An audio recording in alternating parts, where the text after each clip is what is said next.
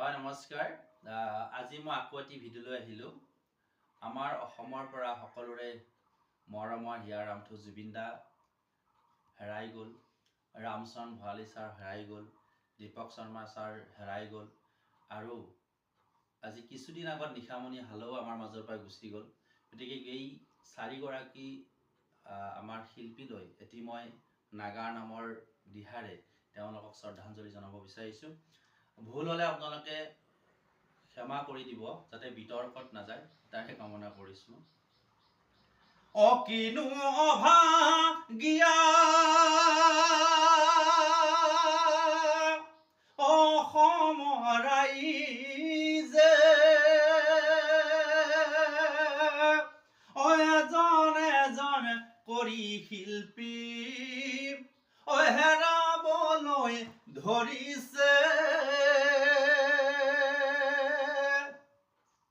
অসমৰ সম্পদ জুবিন হঠাৎ গুচি গ'ল।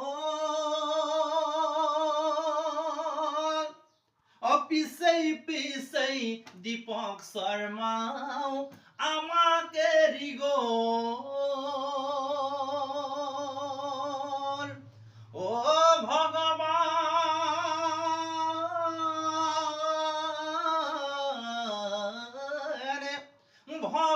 ভগৱান নাম গাই গাই গাই গাই আছিল ৰামচৰণ ছাৰ।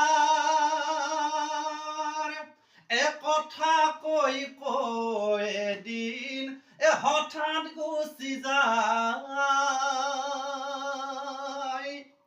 আৰু বিহু নাচি ভাল পোৱা এই ছোৱালী এজনী